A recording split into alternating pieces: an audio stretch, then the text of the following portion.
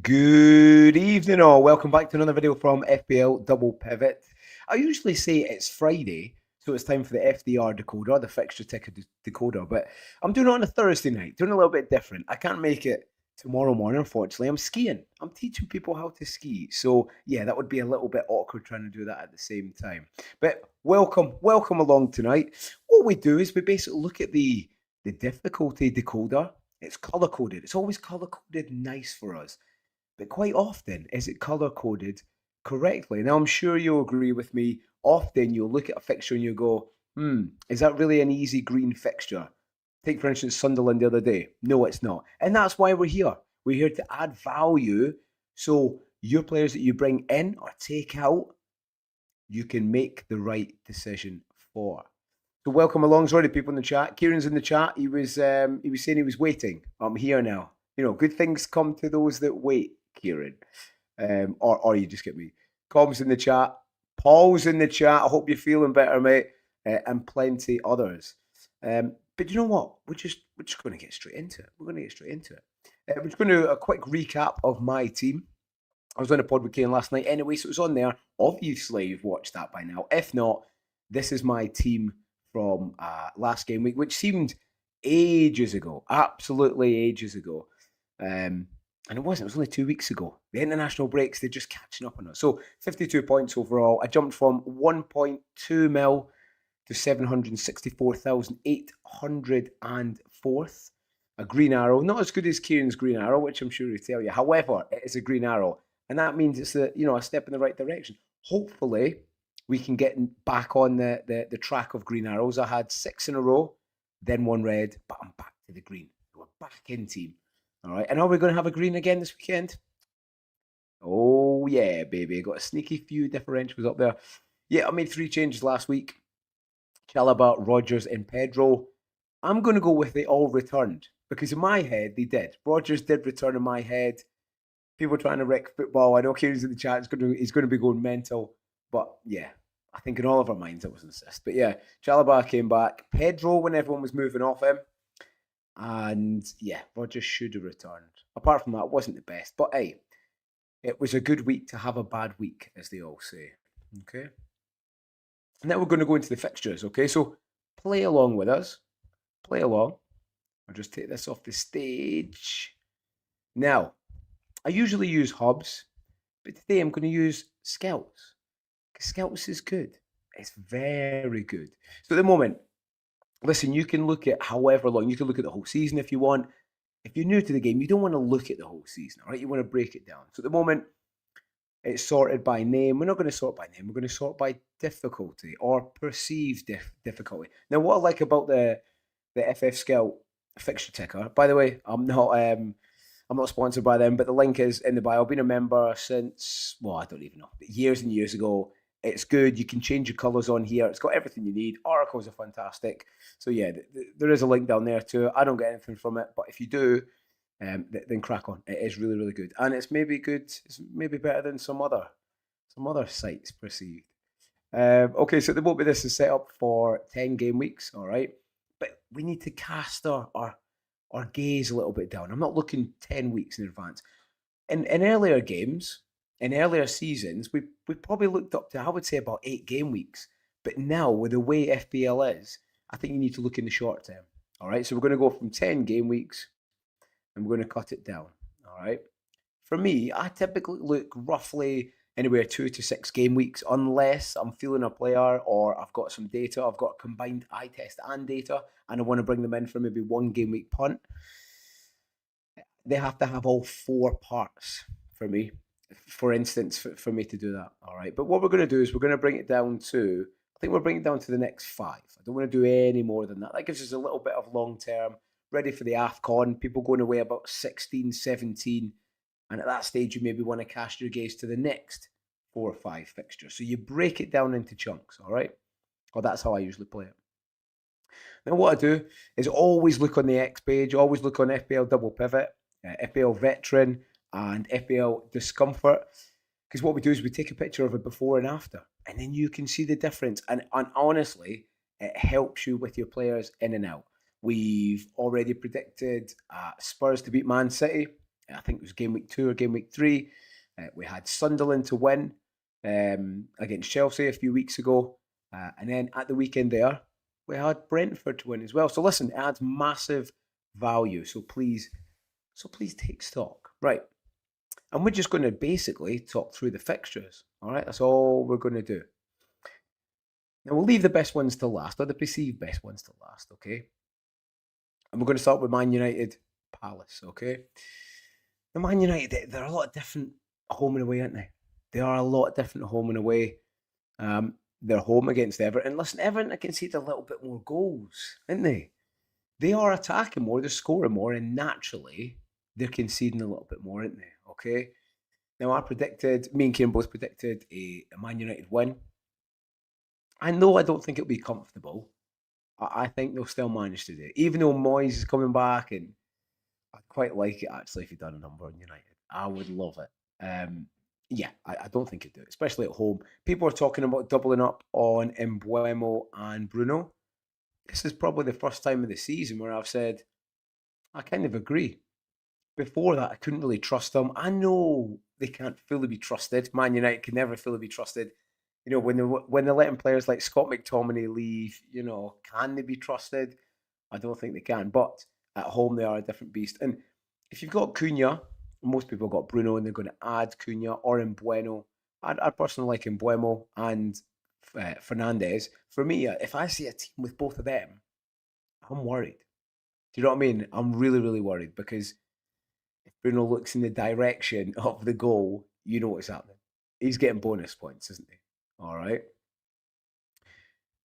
And Mbeumo, listen, he's had his stats have come up. All right.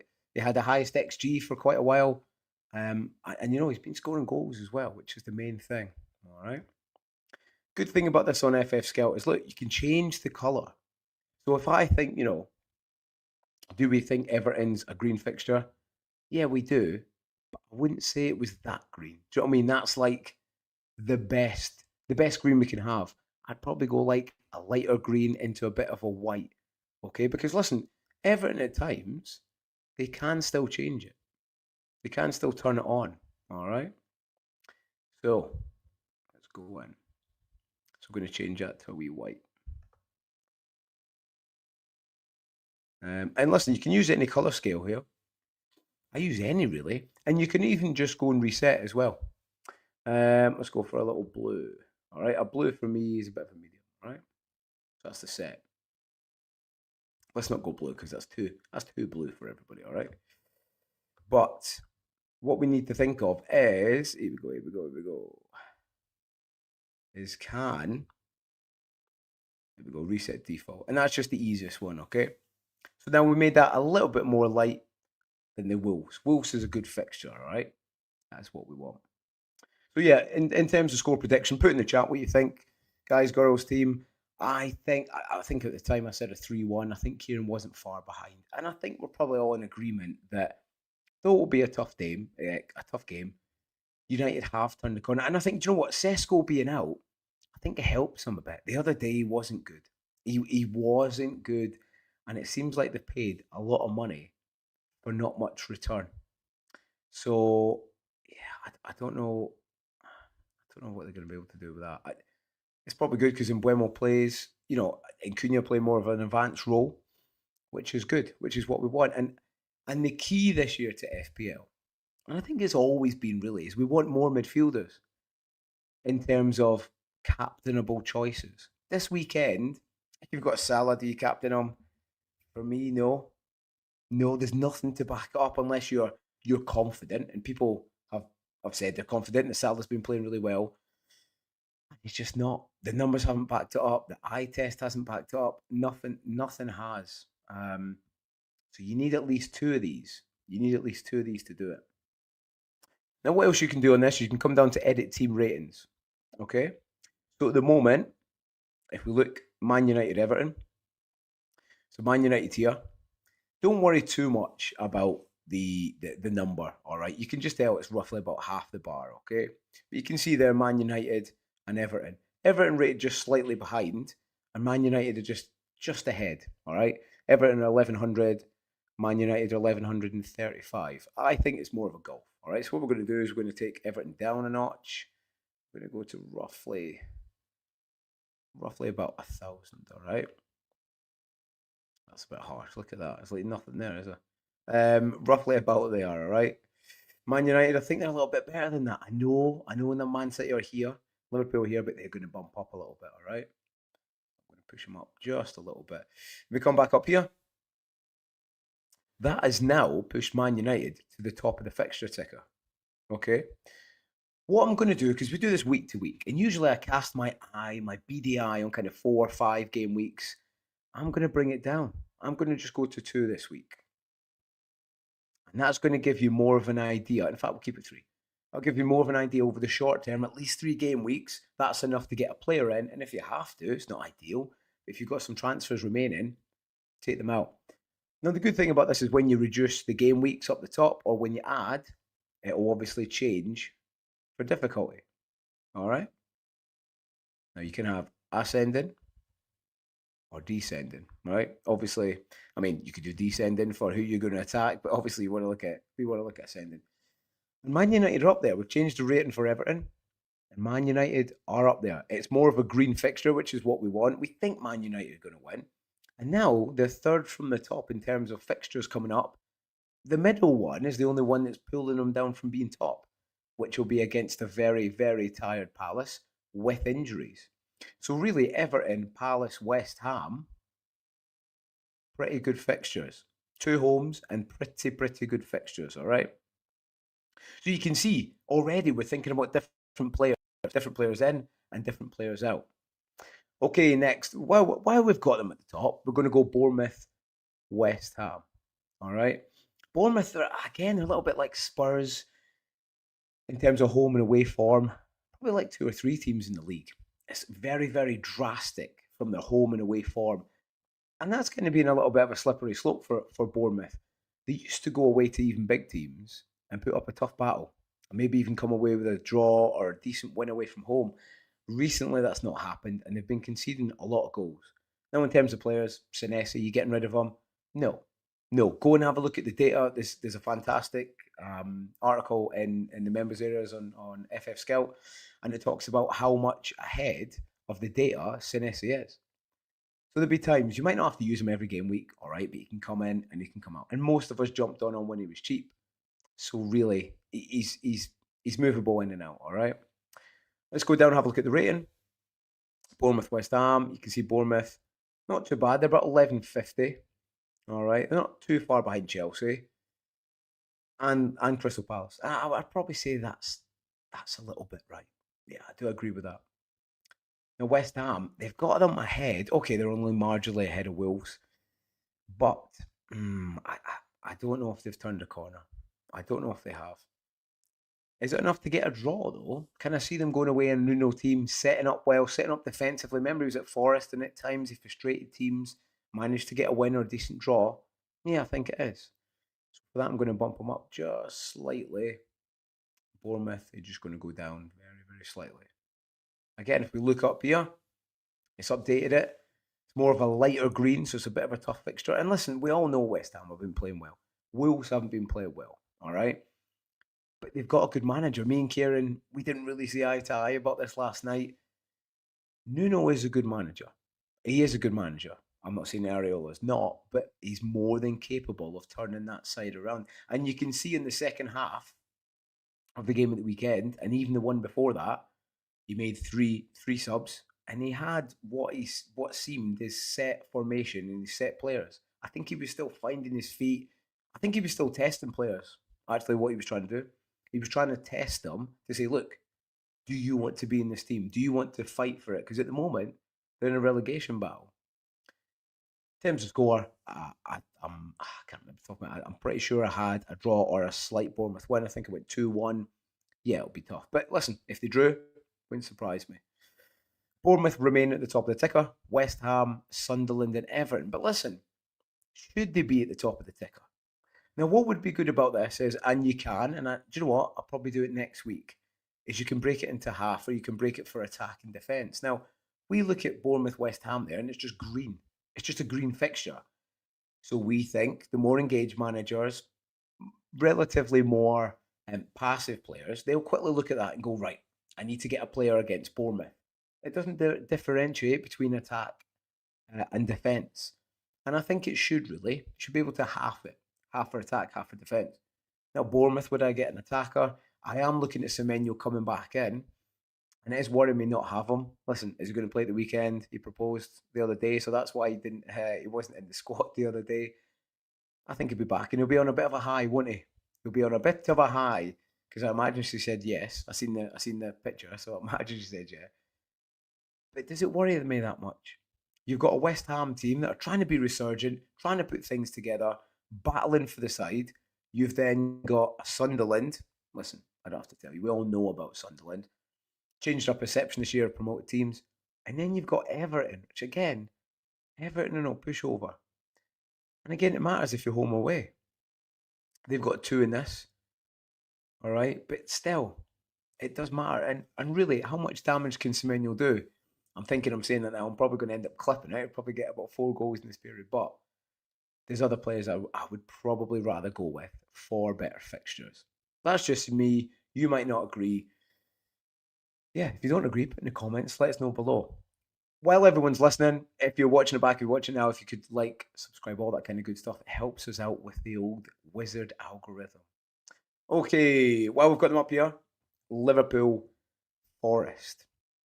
Again, their next 3. It looks good, and I know a lot of people bring in Van Dijk in. I get it, right? They're playing Forest, but again, I don't think Forest are that pushover. I really, really don't. Will Liverpool score? Yes. Will they concede?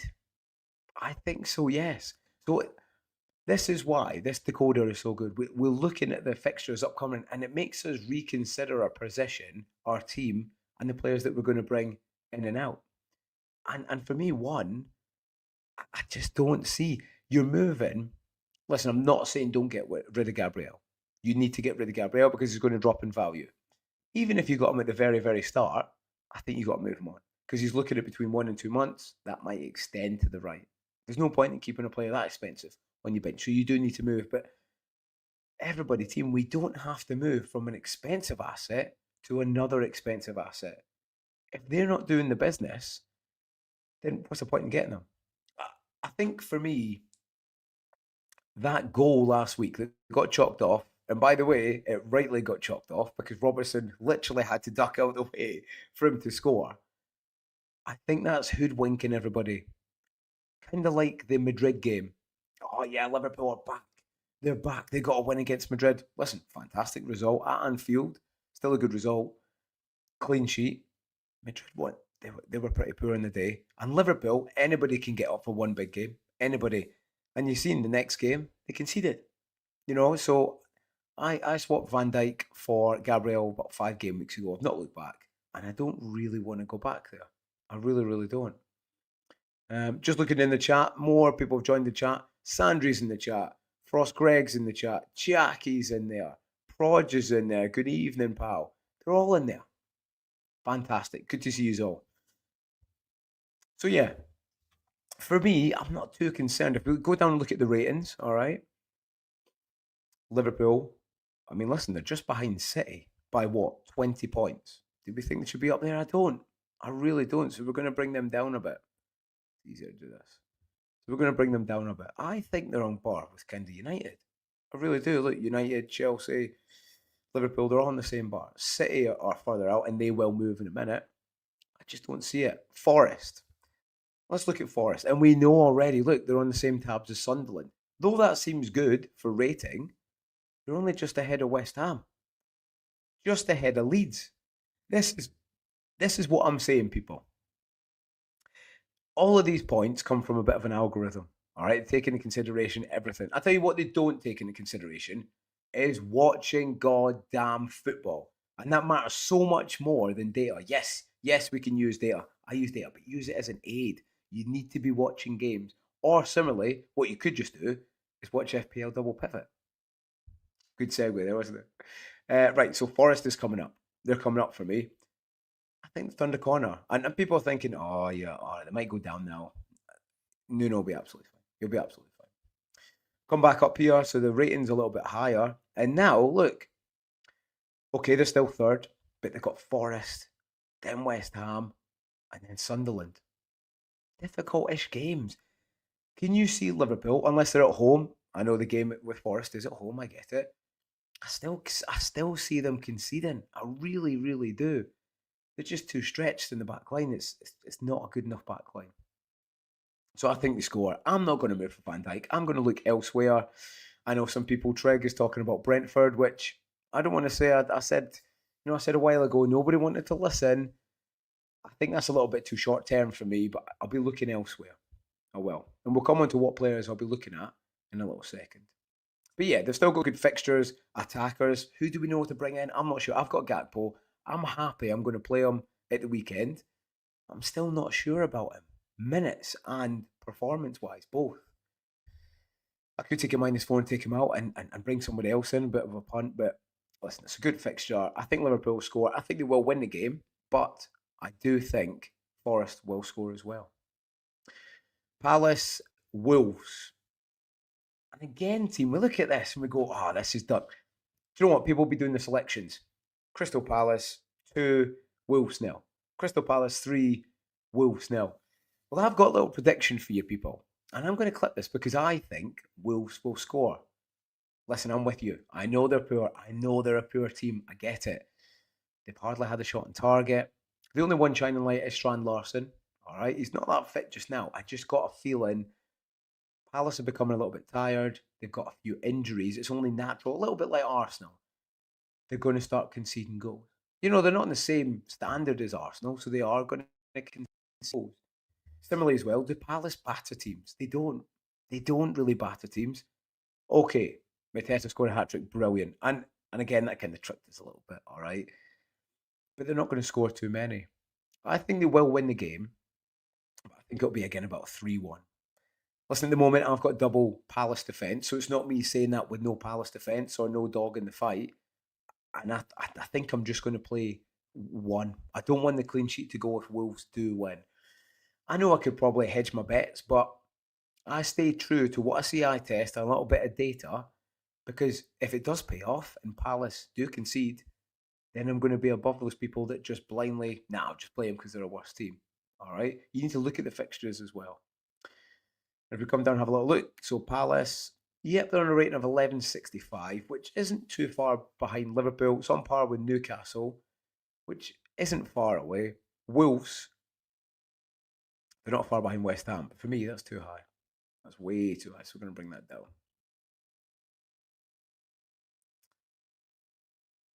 Yep. So we're going to take that down to about 10, 7, even further, actually, even further. I don't think they've got much chance of winning the game, but I do think they'll concede. Palace, I'm going to bring them down a little bit. Listen, they've got Europe midweek. It's a really important week for a lot of teams. All the teams that are in Europe, because they'll have one eye on that fixture and they'll try and rest players right all the way up to Chelsea. I know they've got an easy fixture, but it still brings in implications. And if you don't have a big squad like Arsenal or a big quality squad, it will affect your output. We'll come back up here. And there you go. Slightly changed. Look, they've gone down. So Villa now gone ahead of Palace. Which makes you think, right, Palace, do I want to bring in an attacker? Now, for me, I do want to bring in Sarr, and I think Reinders will come in for him. That's what I'm talking about. Or he could even come in for Gakpo. Because at the moment, we don't know if Gakpo's that one Liverpool asset. The issue for me is there's no one else really we know is cemented. Soboslai is a player. He's a good player. He's a fantastic player. He can play right back very well, and he can play the 10. Great. But he's not an FPL asset. He isn't. He doesn't do it enough. He keeps getting shifted around positions. Even sitting in the 10, he's not going to stay there. He's got to accommodate, and this is probably an issue Slots had. He's trying to accommodate all the players. I kind of even it a bit like PSG. Remember when PSG had Messi, they had Neymar. They were trying to accommodate all these players, and it just didn't work. And you always, in teams, you've always got great players and decent players. All right, or kind of not run of the mill. That's harsh because they're all professional footballers at the top of the game, but average players. So, like maybe you look back at the old United team. Do you know what I mean? You had Rooney, Berbatov, Beckham for a while, and then you had people like Park Ji-sung, yeah, or Ji-sung Park. Yeah, he was good, but he wasn't a Rooney. Do you know what I mean? Then obviously I'm just saying this because obviously you know who's going to come out now. Dan Fletcher. Do you know what I mean? Again, he wasn't fantastic. He wasn't kind of Rooney level, but he did a job. Then you had McTominay. I'm just reeling off Scottish players now, but you know what I mean. All right, you need to have that mix. A little bit like Son at the start before he got clinical and very, very good. Him and Kane, you know, you need that mix. All right. So we'll go down, have a little gander. And yeah, I think we'll keep him at that rating. But you can see, look, we're already thinking about other players now, moving these ratings up and down. And it's important for me, it's not important for me, but it's probably important for you and your team that you do this again, or you could just watch, you know, FPL Double Pivot and we'll do it for you. Because at the moment, I think half of the game weeks we've managed to say the upset. And if you're listening, if you kind of dip up before the end, look on our X page and it'll have a before and after and players who you maybe should think about getting in who you didn't think about before. Okay. Okay, let's go into Villa Leeds since that's jumped up. Villa for the next three have got Leeds, Wolves, and Brighton. Now Brighton's a fairly difficult, but they always concede, don't they? They've got Leeds, then they've got Wolves, then they've got Brighton. That says one thing to me: goals, goals, goals. And I'm glad I've got Morgan Rogers. I'm even contemplating doubling up because here's a little guess. Here's a little game for you. Play along. How many goals has Ollie Watkins scored so far this season? Give you a wee second. Think in your mind, how many has he scored? Oh, did he score that week? Did he score that week? Oh, that got chalked off. One. He scored one, and it's now game week 12. Though I don't think he's that clinical, all right? I think he's on the same kind of thing as Mateta. He gets a lot of chances, but he's not that clinical, so he's not at the top of his game. I put him in the same bracket as that. But listen, he's going to start scoring goals. For me, Leeds are absolutely capitulated. Me and Kieran were talking about this last night. They're just not a good team. And they gave people that false dawn, that false hope. One of my friends in the community, Stoop, he's a Leeds fan, so I'm sorry he's got to hear this, but they're just not a good team. They don't have the squad, and they're just not equipped with it. I don't think they have the manager either. Looks like he's walking a bit of a tightrope. It looks like they're looking at other managers as well, so that's not really going to help proceedings, is it? All right. So let's come down. Let's have a wee gander. Leeds, Villa. So Villa are at 11.45. Okay, just behind Brighton. For me, listen, Aston Villa have been playing well recently. They beat City. Okay, it was at home 1-0, but still shut them out, and they still beat them. Listen, by the way, before you start thinking, right, yeah, I'm going to get a Villa player, a Villa defender, please don't. Lucas Digne, just don't do it. If you're new to FPL, he is an absolute troll, and he will only break your heart, as most of us in this chat know all too well about, okay? Konsa, again, I had him for a long portion of the season last year, and they've only kept 2 clean sheets all season. You know, out of 11, 2 clean sheets. It's just not good enough. Though they've turned the screw, they will still concede, but they will, you know, they'll score more. Leeds, it wouldn't surprise me if they scored. I've gone for 3-1 on this, Aston Villa to win. Leeds could well get a goal, but I think Villa have got too much. All right, let's have a look at Leeds. And this is why we need to look at this, ladies and gents. Look, they're ahead of Wolves for one. Listen, all right, I don't think Wolves are that good, but sorry, I don't think Fulham's that good, but I think they're a little bit higher. All right, you're about here. Let's go up and have the Uganda. And they stay in fourth. So it does correlate with what we're saying, all right? Aston Villa have got very, very good fixtures. For me, to get above your rivals in your mini league, you need to look at these. For me, the two kind of promoted sides, or the two sides at this point in time that are getting absolutely battered. And for me, Leeds and Wolves, or say Bournemouth and Wolves, Burnley and Wolves, and Burnley and Leeds. That combination is where you need to zone in, and you need a player when you have them back to back. You absolutely need that. There's another team with that down here, and we'll come into that. But if you don't have a Villa player, a Villa attacker, contemplate getting one in. For me, you're probably more looking at Morgan Rogers because, you know, Ollie Watkins, he doesn't really fit into that three striker setup that we're all, you know, the majority aren't really on. If you do have some spare cash and you're fairly light in defence, then by all means go for Watkins. I think he will do well. But if he does score, who's likely to feed him? Morgan Rogers. They won 4-0 last week. I had 3-0 on the ticker, but they won 4-0. And how none of them got a return was very, very unlucky. If you heard Aston Villa scored 4, you'd be like, oh, Morgan Rogers and Ollie Watkins, their owners, oh, dreamland. It just didn't work out like that, all right? Next then, Brighton, Brentford. Kieran's listening, all right. And I think he's starting to concede that Brentford, they're actually a good team. Brighton are at home. So what does that mean to us? Very, very good home record. But they always score and they always concede. But for a wee while now, I've been thinking at some point that's going to catch up on them. And Brentford set up fairly well. They set up better at home than away, but they do set up fairly well. And I think this is the kind of banana skin that people aren't really aware of. People are now becoming higher on Brentford assets, more defenders, more for the defensive attacking. But Kieran even said, maybe you want to look at a Bright defender. For me, I don't see it. I don't see it because they always concede. And first and foremost, clean sheets in FPL are king. I know that. You all know that team. And then after that, the extra points are what we get, what we need to project us. But first, you've got to have those clean sheets. And for me, I can't trust them. I can't trust them. So quite good because they're very close in this rating, all right? Brighton's just ahead. I agree they are just ahead. I'm going to bump them up a bit in terms of scale, just behind Aston Villa. And Brentford, though, I'm going to bump them up as well. So they're on par. There you go, roughly on par. We then go back up here. And you can see that's altered. So now Brighton were moved up to 4th. They're now 2, 4, 6. They're 7th. And when you look at the fixtures, Brentford, Forest, Villa. Oh, I'm doing that face of, I don't know about that. Do I want a player from there? I don't think I do. So for me, Brighton, you could get a midfielder. I get the whole Minter pick, okay? But he never really has a big ceiling for me. Go back and have a look at his points this season. Unless I'm wrong, I'm pretty sure I looked earlier on. He's only had one double digit. And even that was 10. Usually he's getting about a 9. That's his ceiling. I don't want a midfielder with a ceiling of 9. 1, he's not captainable.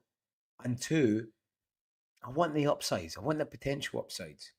Now, if I owned Minter against Brentford, of course, yeah, you play him. But would I be confident of a return? I wouldn't overly. So be careful on your Brighton assets. If you move into one, I think it's one that you can avoid, a team that we can avoid, and cast our eye into better assets. Next, we're on Burnley, Chelsea, or Chelsea, Burnley. Oh yeah, Burnley at home, so it's Burnley, Chelsea.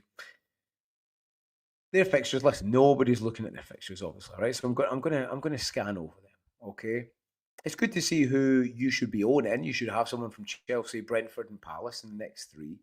If we come and look at Chelsea here, the only reason they're so far down is because they got Burnley, Arsenal, and Leeds. Listen, they're very, very good fixtures. And the Arsenal game is going to be close. It is going to be close. So, though Enzo, there's a big chance that he doesn't play this week, I am contemplating moving to him either this week or in 2 game weeks in game week 14, because Leeds is the kind of game that he'd get in on, probably a penalty, something like that, no doubt. Yeah, it's the kind of game that they run. Him and Caicedo, do you know what I mean? They're just rule midfield, and they'll dictate the game. They will. They'll just dictate it, and they'll up the tempo whenever they want. And we can see how far forward Enzo does get, or even when he doesn't play in the 10, he's still pushing ahead. Okay, I think at times though Chelsea do need to watch out because he does go a little bit head gone. He pushes too forward, and the Chelsea defence sometimes, especially Chalobah, as an owner, I see it often. Okay, he's ball carrying it or, progressing the ball from defence to midfield, but often he's coming too far forward and they're getting caught in the break. So it is one to keep an eye on. However, for me, Burnley, Arsenal, Leeds, I feel like this is like an Enzo run. I really do.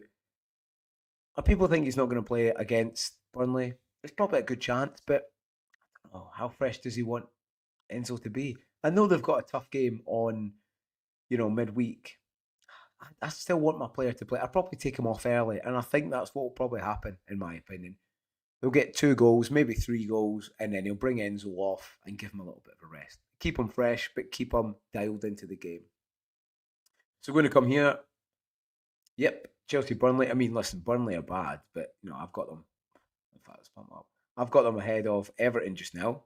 Everton are poor, and Wolves. They're ahead of Wolves. For me, they need to come back on par. All right. So they're just a little bit behind Wolves there. Even though Wolves are poor, I think they've got a little bit more than Burnley. None of them are staying up, by the way. Both of them are absolutely gone down. So there's only one space to go down. And Chelsea, I'm going to pump up a little bit. The only thing I'm not sure, and I don't trust Chelsea about, it's more Mascara, is rotation. Sometimes he gets the rotation wrong. And they've tried a lot of combinations, especially centre back this season, and he keeps changing it. He's been a little bit of tinker man, a little bit like Raniero was at Leicester. He's changed it a bit too much. He seems like he's slowed down in that approach, and he's got it. And it's good news for the fans because they're a little bit sick of it changing all the time. No continuity, or not as much continuity. But I think now I can trust him. I can trust him. For me, they're pretty much on par, just a little bit ahead of Liverpool. And now look at that; they've gone up slightly. Again, it's the Arsenal fixture that's weighing them down. Okay. Next, on to City Newcastle. Now, people think this will be a close game. St James's Park is a hard place to go to, and I know City haven't scored many goals away from home. I get it. But sometimes we need to look beyond the form and fixture guide, and we need to look at, as Jose Mourinho said, football heritage. I know it's funny because we know Newcastle aren't scoring many goals, so you've got kind of the angel and the devil. Newcastle aren't scoring many goals, okay? Okay, they're not conceding that many, but in the last 2 games they've conceded 6. So actually, they are conceding a bit more. They're not going to score as much.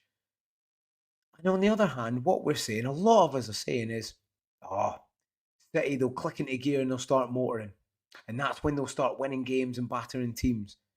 Now, I don't think it will be an absolute battering, but I think this is going to be one of those games where City really click into gear and we go, oh, actually, maybe, just maybe, the title's back on. And listen, I say that with a little bit of tongue in cheek. Of course, the title's back on. All right, we're only 11 game weeks in, but you know what I mean. Coming more into the conversation. At the moment, the bookies have got City 3-1 to win the title, so that gives you a reflection, just a hold, how much of a hold Arsenal have got in the title. But I think this is going to change a lot of people's minds, and I predict a 3-0 win. Talking of captaincy, I'll just slightly touch on captaincy. For me, it's Haaland. I don't really have another option in my team.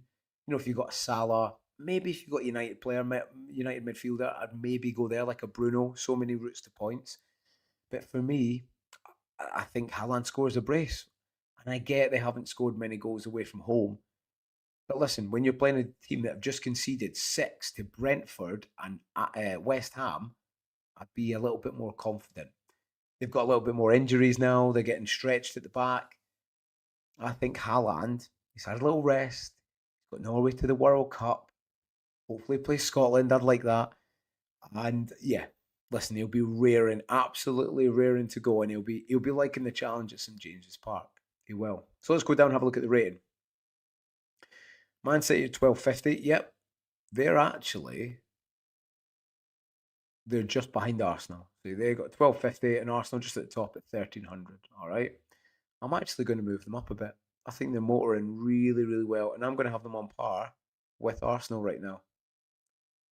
1300. Newcastle, come down and have a little gander.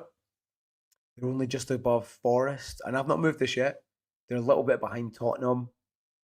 A little bit more behind Man United. For me, I'm pulling them back a little bit. I think they've dipped a little bit in form. And like we said about that Europe, Eddie Howe's going to have one eye on the European game. And I know you'll say, no, we're not. They just don't have the squad to compete. He has to make his mind up. And it's quite clear they've played better in the Champions League. It seems like they're trying to prioritise that, or they're playing like it, or at least the results are like it. Let's come up and have a little gander here. And now Man City have jumped up into 6th. So again, for me, I'm thinking about taking Reinders out, but then again, I'm thinking about leaving him in because he's got Newcastle, then he's got Leeds, and then he's got Fulham. So for me, there's not many people talking about Man City assets that much. Listen, someone's got to feed Haaland. Is it the kind of game for Doku? I don't overly think so. I think it's more of a Foden, more of a Reinders, more of a move that I almost made a few weeks ago, a sideways move of Reinders to Cherky. I like Cherky. I like him. He's unlocking. He's got that answer quite often that Pep needs, that maybe De Bruyne had the other year or Foden had the other year. And I can see that in him. He started last game week, and listen, it's Pep Roulette. You don't know who's going to start, but if you can play Pep Roulette and you can get it correct, you're well in the money. All right, well in the money. So I think it's one to debate. Me and Kieran were talking about O'Reilly. O'Reilly's been a revelation. Call up to England. He's been absolutely fantastic. He's been great. And if they can keep a clean sheet away to Newcastle, they then have Leeds and Fulham. They're the kind of games that he could not only get a clean sheet, like we said, that's the staple in FPL, that's what we need to start off with. He could get an attack in return. He really, really could. Okay, you've always got that risk that he might start on the bench, but he's playing really, really well. And it seems as if Pep trusts him. So, hey, if Pep trusts him, I trust him. And for me, that could be my move. Gabriel to O'Reilly. Okay, it's not as popular, but what did we do on the show? We never go for the popular moves as much, okay? Sometimes that is the correct decision, but I think in this instance it's not. One expensive defender to another, no, I don't think it is. I'd be more inclined to get O'Reilly, and that's maybe one that I'm looking at this weekend. Okay, it's tough. It is going to be tough, but Newcastle haven't exactly been firing. So it's maybe one to consider. Consider a little bit of O'Reilly. Okay, Wolves, Palace, we've done. Nottingham Forest, Liverpool, we've done. I want to leave. You know what I want to leave? I want to leave Kieran's team to the very end, the London Derby to the end. Now we've got Sunderland, Fulham. And I was talking there about easy fixtures or easiest fixtures and fixtures that were a staple. 2-0, 3-0, 1-0. For me, this is that fixture. Now, Sunderland are away to Fulham. Okay, they're not as strong as home, but Fulham are not that good. Again, the manager's not bad, but I don't know if he's trying to get sacked. I don't think he is. But if you look at the squad, and I mean, Com's on here. Com, I'm so sorry. It seems like we're always having to go at Fulham and Marco, but they just don't have a squad. And even Com was saying last night, they've got a championship squad. They do. They don't really have much else. Lukic is missing, which is big for Fulham. They don't really have many people can step in that role. And that's so important for them to protect their back four. That's essentially their first line of quote unquote defence. I know he's a defensive midfielder, but he does so much. He does. He protects, in particular, the centre backs. So quite often the teams have to push the ball out wide. Now, sometimes that's effective, sometimes it's not. It depends what team is playing Fulham. All right. Let's go and delve into the stats here. Fulham, they're just behind Leeds. All right. I mean, say that's debatable, it's close. And Sunderland, this is what we're saying. This is why we do the fixture ticker. The value they'll hold. They're way behind Nottingham Forest, way behind Newcastle, way behind Tottenham. They're even behind Leeds. Not on my watch, chat. Not on my watch. They're going to come up to on par with Tottenham. In fact, we're just going to go just ahead. The results, we can't keep thinking, Sunderland's a promoted team. It's taken us like 8-9 game weeks to realise they have stepped it up massively. Okay, so that's where I'm going to put Sunderland.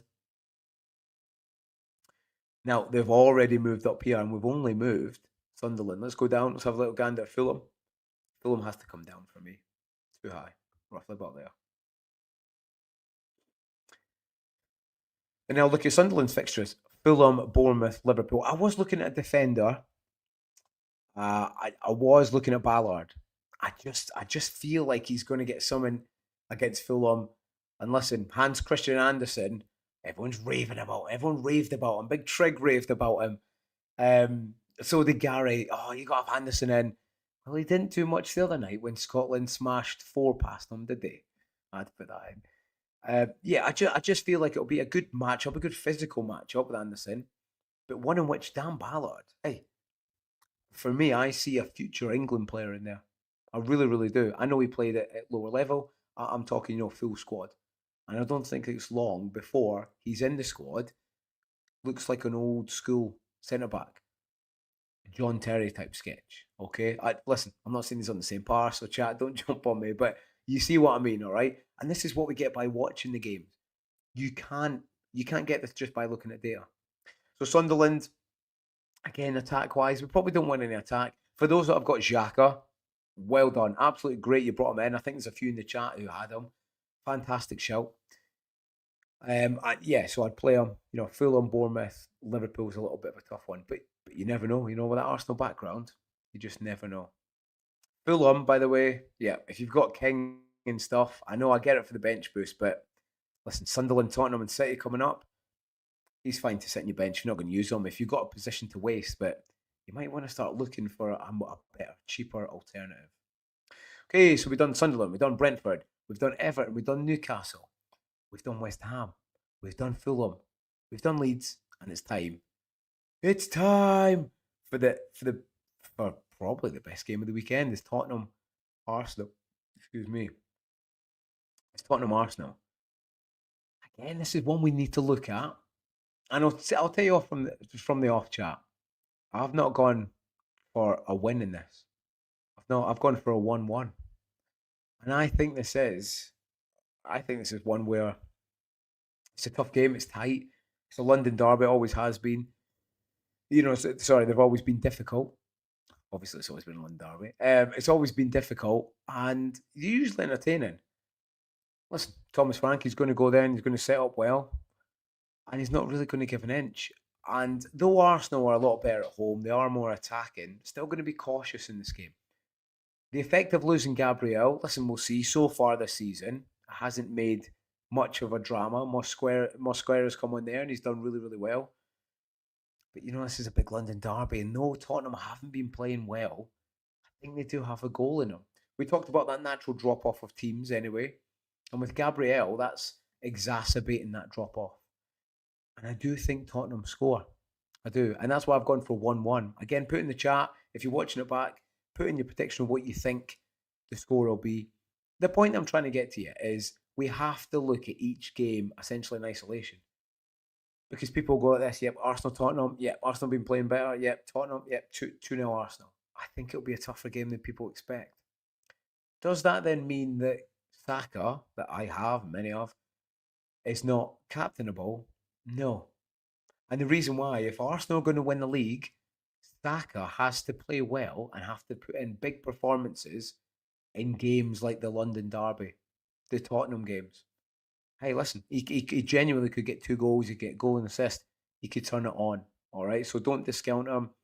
For captaincy, he'd probably be my third or fourth choice because he's not high on my agenda. But if you don't have another option, or if you've not got a team that doesn't have kind of Haaland or Salah and you want to go a bit different, then by all means, you go against them. Right, we'll just quickly dip into the chat before we talk about how that colour coding has changed. It's changed the players that we're looking at to bring in and to take out, and it just changes our whole mindset on the landscape of FPL. And this is why we do it. A green fixture doesn't always mean it's an easy fixture. All right. Just jump into a little bit of the chat. Prod says, I think Spurs score from a set piece. Yep. Quite funnily enough, actually, Prod, that's a great point you bring up because Tottenham, we've seen last week against Man United, they can't clear crosses. Both goals last week were from crosses. All right. Now Arsenal set piece wise, listen, Gabriel was the boy. Is this maybe one that Saliba comes in and he takes the mantle a little bit? So we start thinking, do you know what I mean? Saliba's a little bit cheaper. Can I go there instead? You never know. Kieran's talking about Hincapié, bringing him and Avaganda. Listen, maybe even Mosquera. Mosquera could get one because honestly, from headers and crosses, they just don't deal with them. They really, really don't. And that's if Romero's playing or if he's not. They just don't deal with it. which is quite funny because Van de Ven, what is he? He's a top goal scorer, it seems like this season. But yeah, I think Podge is onto something there. It could even be both set pieces. It really, really could. What else to say? Project again is just saying he'll play 5-3-2 and play on counter. Yeah, I think he will. And do you know what? That'll fall into Spurs' game plan, especially with Charlison. FPL D unit, yes, big man, yes. Listen, if you're not watching FPL D unit's videos, what are you doing? What are you doing? Get over there and watch them. Fantastic content. He said, legit, does Burn almost on the never again list after game week 11? Yeah. Yeah, I think Burn's close to being on the list with, the trolls, the Lucas Digneys, and it was close because I was close to going for Burn last week. I really, really was. As Porsche says, Dan Burn wishes he was Dan Ballard at night. He does. Yeah, Porsche said Anderson yawn. Yeah, it's a boring pick. It's a boring pick. Last one before I delve back into the fixtures. FPL D unit. He chose violence today. He said Fulham are crap, which is Colm will happily back up, which is why Anderson is rubbish as a pick. Yes. Me and FPL D unit from the very start. Why are people choosing Anderson? One, he's a boring pick, and two, he plays for a Fulham side that wouldn't look out of place midway in the championship. It really, really wouldn't. So you can DEFCON all you want, baby. If you get no clean sheets, it means nada. And there's some more in there. We'll come back to the chat in a minute. But just to finish off, what I do, again, look at the X account. Okay, after this, I'll put the before and the after. All right, little screenshot. And it just makes you think a little bit different. Looking down at this now, if we just isolated game week 12, I think the upsets on the card could be, and I'll just go down and I'll say who I think wins of each one, all right? Bournemouth, West Ham, I think we're good with Bournemouth. Man United, Everton, I think we're good with United. Villa, Leeds, Villa. Palace, Wolves, still Palace. Liverpool, Forest, it could be a draw. It could be. And I've gone for a draw. So that's one. That's one of the three, okay? Man City, Newcastle, though many people think that'll be close, I think that's another one that we need to attack. And for me, 3-0 Man City. So that's the second fixture we need to consider. All right? Wolves Palace is pretty much done. Now I've got a big one. Is it the Wolves Palace or the Brighton Brentford? I think it's the Brighton Brentford. And for me, this is my pick this game week, okay? I think Brentford would do a bit of a number on Brighton. And I think they beat them. So that's 3 of the 10 fixtures in rating that there might be an upset. All right. So for me, it's Brentford. Okay. Then it's Forest. And then it's City in terms of, sizable win. Okay. Now we're going to come back into the chat and I'm going to have a look at my game, my team, for game week 12. By the way, thanks for joining me. Like I said, I'm currently out in Sweden. I've done a good little, those who do watch the channel, I do running thoughts. Com's a big fan. He loves when I fall over, which actually is quite often. And there was no falling off today, Com, so don't worry. There was no falling. I wasn't hurt. I was good. But yeah, I started on the slopes today, and I just running thoughts turned into skiing thoughts. So that video will be out first thing in the morning. You can check that out. Be absolutely fantastic. And tell me what you think of them. If you like more of them, if you like the style, I'm going to do more of them. I mean, who am I kidding? I'm going to do more of them anyway. But it'd be good to know if you've got a good bit of feedback or not. I like it. It's a bit different, isn't it? Mark Raving Mad. He said, DEFCON, great name by the way. DEFCON has made people too willing to get 3 points from Anderson instead of having defenders who can actually get clean sheets and attack in returns. Yes, Mark Raven Mad. Yes. I knew I liked the cut of your jip when you joined in there, mate. Good to see you as well, by the way. But Mark's bang on. He's bang on. Why are we willing to take 3 points from a defender? We want clean sheets. Oh, he's cheap. And I get it. But I think the day of the DEFCON has, in the words of FPL Nightmare, The vermin. The vermin. They're on their way out. And Tom Hadley, listen, if you don't go and see his content, it's on actually Fantasy Football Scout. He does some fantastic work on the DEFCON. He is the DEFCON daddy, all right? Go and check out his article. It's a good read, but even he's thinking, actually, we're moving away from the DEFCONs. And it was only a matter of time. There was a lot of clean sheets at the start of the season. And now with Europe kicking in, there's going to be a lot more goals. And like Mark's saying, we want clean sheets. So if you were thinking about having Van Dijk, just have that Condor moment. Are you 100% sure or 90% sure that they're going to keep a clean sheet this weekend? I'm just not. I'm just not so sure. Calm in with the great comment. Shane is on the piste. Double entendre there. I like that. I like that. Prodigious, how much for a beer in Sweden? Oh, chat, cover your ears. About £8. Yeah. Yeah, it's not ideal. Yeah. That's why I try and spend as much time out on the slope as possible because you save money. Yeah, you save money. Right, okay, let's talk about my game week 12 team. Okay, this is how I'm set up just now currently. Put in the chat while I'm going any questions, what your team is, who you're thinking bringing in and out.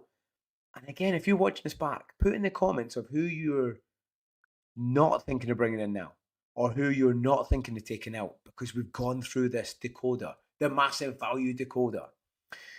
So I've got Petrovic and Senesi at the back for a double up. I've got Lacroix and Munoz at back for a Palace double up.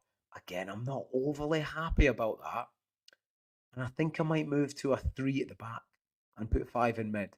Talking of midfield, I've got Morgan Rogers, Saka, Eze. A lot of people talking about Eze.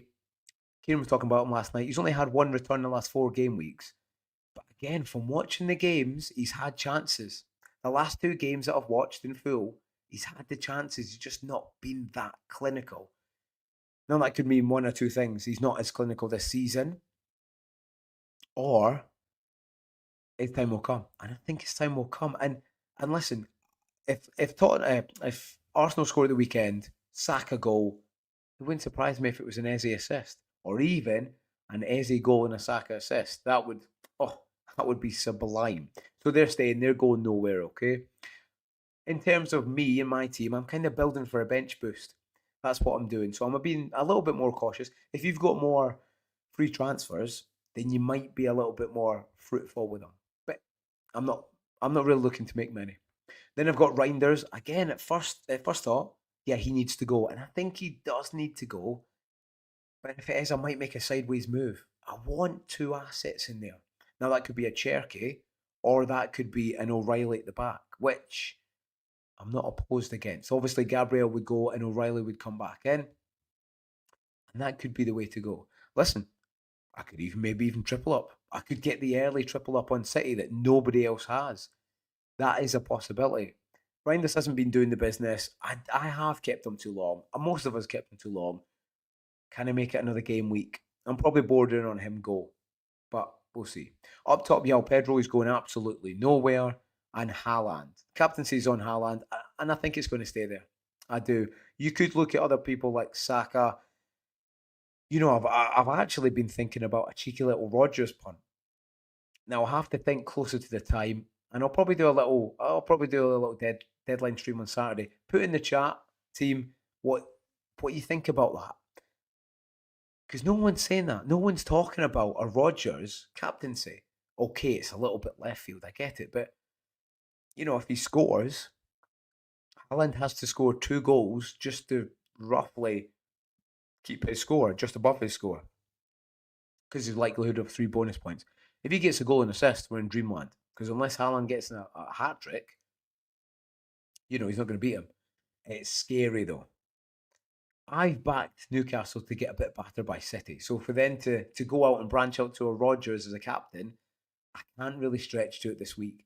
I do want to go different. I do want to climb the ranks and get another green arrow, but it's all about timing. It's all about the right time, the right player, the right captaincy. And I just don't think it is. Even owning Rodgers just now is good enough, so I think he stays there.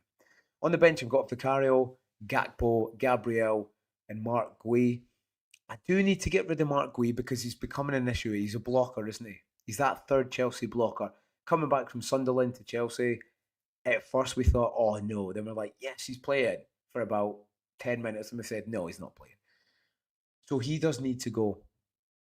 Now, interestingly enough, if I go Gabriel to O'Reilly, that'll give me the money from Mark Guay to Thiago. I don't really want to play 3 up top. However, it's a possibility. This weekend, I think I'm going to play 3 at the back. I don't like the double up on Bournemouth, and I don't like the double up on Palace because I think one of, if not both teams, could concede. And that's what I forecast. Now, do I maybe hedge my bets and have one double up and one not? Yes, but you know what it's like in FPL. Usually, or usually my team, and you always guess the wrong side. I'd be more inclined, actually, to have Bournemouth at home than Palace away not to concede. And I'd probably take out LaCroix. But I have to think closer to the time. All right. There is a world in which I take a -4. All right. And again, chat, put in if anyone's thinking about a minus weekend, I don't think it's a bad thing to take a minus. But you know, yeah. I mean, a -4 is fine. You know, if you're taking like a nightmare, you know, like a -12 special, the nightmare special is a -12. I think it's maybe a little bit too much. It depends on the structure of your team, but you don't want to take many hits, especially this season. We can hold up to 5 free transfers. But if it was, I would do Gabriel to O'Reilly and Reinders. It's a little bit open for debate. Some people would like maybe go Sar. For me, I don't think I need to take the -4. I could just look at Gakpo and bring him in. You know, if Liverpool win 3-0 and City win 3-0, who's likely to get more goals, more points, more assists? It's probably going to be Gakpo. All right, and those minutes will be reduced, so will Reinders. So that could just be the easy move and to save a transfer and not take a -4. And I think I'm kind of bordering on that. I think that's kind of where I'm bordering. I don't really want to take. Some people have said about a -8. All right, I don't really think I want to take a -8. It's just too much. Just too much of a move. But that's the team chat. Put in, because I'm just about to finish off. Any questions? There's a guy up here. So, Travis. Hello, Travis. How you doing, mate? I've got 5 free transfers. I think I'll use them all this game week. Oh, nice. Nice. Any reason why I should not? Well, put in the chat, Travis. Let me know who you're thinking of bringing in. Who's those 5 that you're thinking of bringing in? And who's the 5 that you're taking out? Yeah, like Proj says in here, it's team dependent. You put your chat in there, mate. You put your team in there, and we'll discuss it, mate. We'll discuss it with the team and see what you think. Jojo, good to see you, mate. He's already done a -4. Gabriel to VVD and Caicedo to Cunha. I like it. We talked about the double up earlier on United. They're looking good attacking wise. They are looking really, really good. And obviously that gives you more chance of points. You know, if you're doubling up. And again, if you get like a Cunha to a Bruno, or Bruno to Mbuemo, depending on what 2 you've doubled up on, you're in dreamland. You're in absolute dreamland. But yeah, Travis, put your 5 free transfers up there. We'll have a little gander. Calm, Proj, FPL G unit. It's good morning where he is. Good day, mate. That was terrible, wasn't it? Good day, mate. Yeah, put up there what you're thinking of moving to. What I would say about this game week, don't be a sheep. I say it every game week, and the same way FPL D unit. He's firmly with me, all right? Don't be sheeple. Don't just follow the crowd. If you've brought in VVD, listen, that's good. But make sure you do it because you want to do it as well, all right? Don't just follow the crowd, follow the flock, follow the FPL content creators, because you'll see this season that many of us aren't having the best season. However, I'll tell you who is having the best season. The other half of FPL Double Pivot, that's Kieran. He's a top-rated content creator. So you'll see from the channel this year, we're actually getting quite a lot right. Travis says, FPL D unit, hope you're well. Sometimes co-hosts play any music. Mate, he loves it. If you've not gone and watched his FPL D unit's content, go and watch it, because it's the best thing about it is a laugh. All right, I don't mean his moves in his team, although he'll tell you sometimes his captaincy has been a bit of a laugh. Yeah, it's good. Just to finish off then, Travis, how you doing, mate? So, This is where we go, right? Solio. So Trigo knows the Solio, resident manager. It says LaCroix, Anderson, Sobersley, Sarr, and Welbeck. I imagine, can you just clarify, Travis? Is that five to bring in? Is that the five to bring in? And if so, tell me the five that you're going to take out, because this is the thing with Solio, right? I don't think the models have really caught up. One, they don't watch the game. They don't take any consideration of the game really into play. Of course, they do expected goals, all right, expected assists and all that kind of stuff. But again, who decides what percentage of one expected goal or expected assist was it worth? Was it worth 0.75? Was it worth 0.2? It depends on the player. It really depends on the player.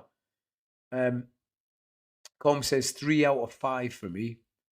So I'm guessing that's the 5 out. Oh yeah. Okay. So he says LaCroix, Anderson, Soboslai, Sarr, and Welbeck. For Mikalenko, right. This is why we watch this, ladies and gentlemen. This is why I do this show. Mikalenko to come in. All right, so already Solio's off their head. Diakite, I get that. Sunderland, Fulham, all right, I get that. Paqueta, if someone's going to do something at West Ham, it's going to be him. I don't mind that. Reinders to come in. Hey, we were talking about Man City, and Gyökeres. Risky, isn't it? Absolute risk. I just don't get it. I don't get it. Solio, and then listen, Solio's good. But again, if you don't watch the podcast, Praz does it as well. He's absolutely fantastic. I'm sure you probably do watch it. If you don't, go and check it out. It's really, really good.